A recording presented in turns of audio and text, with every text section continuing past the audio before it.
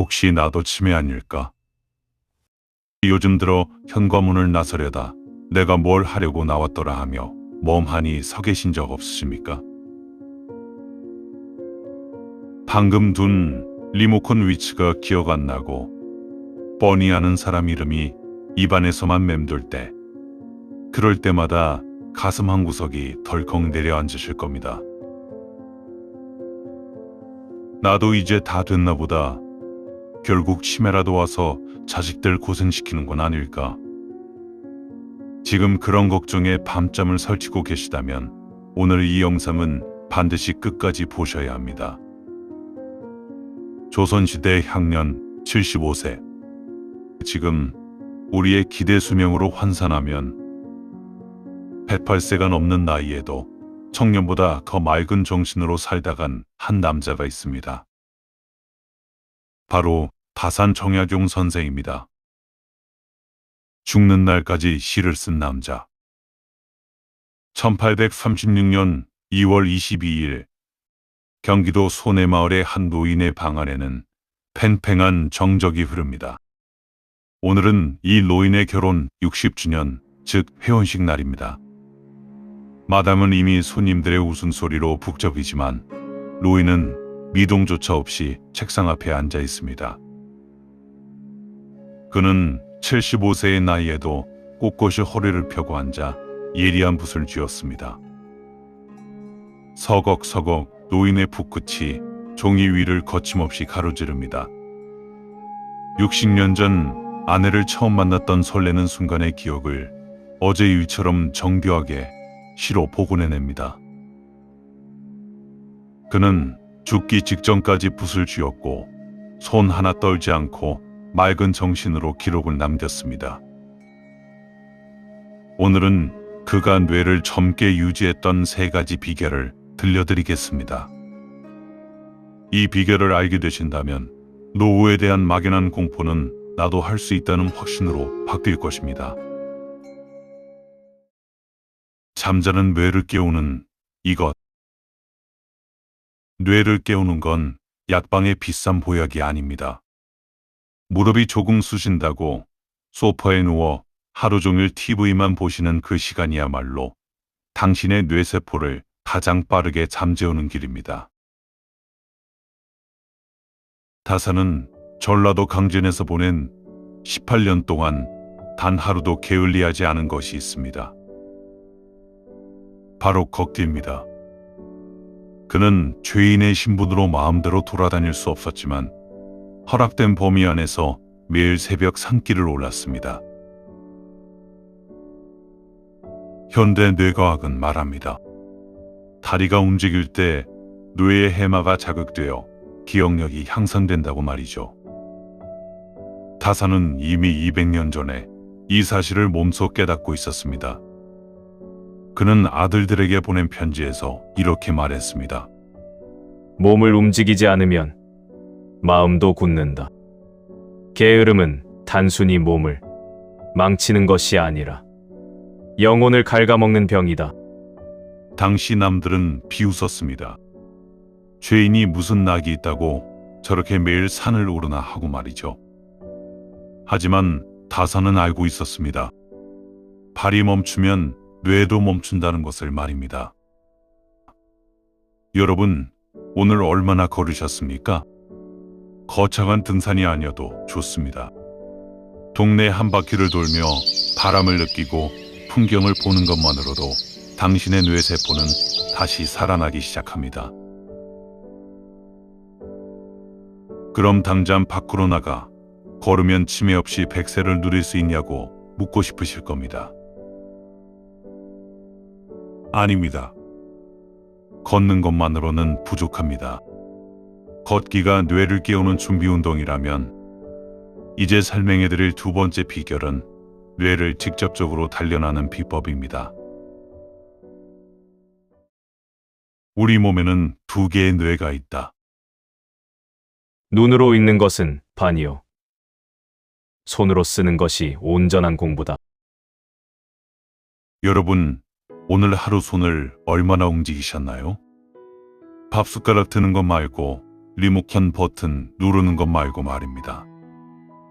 은퇴 후 이제 이 나이에 공부해서 뭐하나 하며 스스로를 놓아버리는 그 순간 우리 뇌세포는 가장 빠르게 늙기 시작합니다. 손가락을 정교하게 움직여 글을 쓰는 행위는 뇌 전체에 불을 켜는 작업과 같습니다. 다사는 아들들에게 이렇게 가르쳤습니다. 독서하는 방법 중 초서만큼 유익한 것이 없다. 눈으로 보기만 하면 마음에 남지 않지만 손으로 직접 써 내려가면 그 뜻이 뼛속까지 새겨진다. 다산이 18년 유배 생활 동안 실천한 초서는 단순히 책을 눈으로 읽는데 그치지 않고 핵심 내용을 손으로 직접 옮겨 적으며 자신의 생각을 덧붙이는 방법입니다. 그는 손가락 마디가 굳어지고 마비가 와도 끝내 붓을 놓지 않았습니다. 그렇게 쓴 책이 자그마치 500권이 넘습니다. 오늘 가슴에 남은 단어 하나라도 직접 써보십시오. 그 찰나의 순간 당신의 시간은 거꾸로 흐르기 시작합니다. 자, 이제 발부터 손까지 뇌가 젊어지기 위한 모든 준비가 완료되었습니다. 그렇다면 마지막 비결은 무엇일까요? 힌트를 드리자면 다산의 이름에 힌트가 있습니다. 다들 눈치채셨습니까? 마음의 불을 끄려면 물을 끓이세요.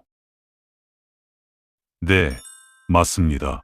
바로 차 다자에 매산자를 쓰는 다산의 비결입니다. 사실 정약용 선생의 호인 다산은 그가 유배 생활을 했던 강진 뒷산의 이름에서 따온 것입니다. 그 산에는 야생차 나무가 유독 많았고 사람들은 그 산을 차산, 즉 다산이라 불렀습니다. 억울한 누명을 쓰고 유배된 죄인의 몸으로 가슴속에 우라가 치밀어 오를 때마다 그는 그 험한 산을 오르내리며 찻잎을 땄습니다.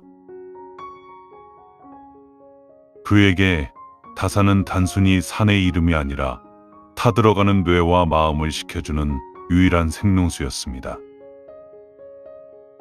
여러분, 우리가 진짜 무서운 건 죽음 그 자체가 아니지 않습니까? 맑은 정신을 잃고 내가 누구인지조차 잊어버린 채 떠나는 그 비참함이 무서운 것 아닙니까? 그런데 그 치매를 가속화하는 가장 큰 독약이 무엇인지 아십니까? 바로 마음속에 쌓아둔 화와 원망입니다. 세상 그 어떤 소방차도 여러분 가슴속에 수십 년간 쌓인 이 불은 꺼줄 수 없습니다. 나이 먹으면 다 그런 거지라며 체념하지 마십시오.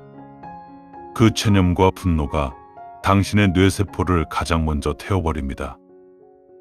다산은 그 분노가 자신을 갉아먹도록 내버려 두지 않았습니다. 억울함이 치밀어 오를 때마다 그는 조용히 물을 끓였습니다. 한 잔의 차로 속세의 먼지를 씻어내니 마음이 고요해지고 비로소 생각이 맑아진다. 그는 분노를 에너지로 전환하여 500권의 지필에 쏟아부었습니다. 뇌의 건강을 지키는 마지막 열쇠는 바로 이 고요한 차 한 잔에 담긴 마음 다스림에 있었습니다. 이제 당신의 등불을 켤 시간입니다. 오늘 말한 비결들이 단숨에 삶을 바꿔줄 마법이라 생각하지 마십시오. 하루 걷고 한 줄 썼다고 해서 뇌가 즉시 돌아오지는 않습니다. 처음에는 무릎이 아플 것이고 마음속 화는 쉽게 꺼지지 않을 것입니다. 그러나 기억하십시오. 그 작은 귀찮음을 이겨내지 못한다면 세월의 파도는 당신의 정신을 집어삼킬 것입니다. 뇌가 늙는 것은 세월 탓이 아닙니다. 스스로 등불을 꺼버린 당신의 나태함 때문입니다.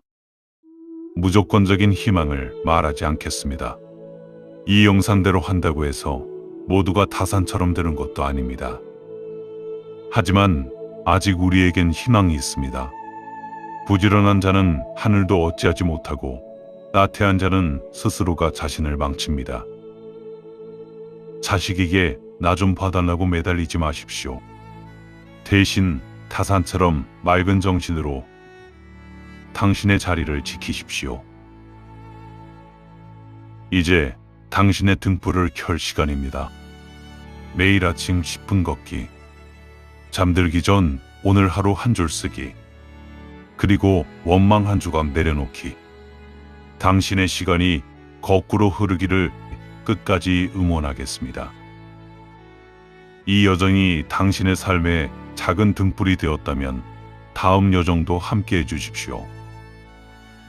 구독과 좋아요는 다음 지혜를 전하는 큰 힘이 됩니다. 고맙습니다.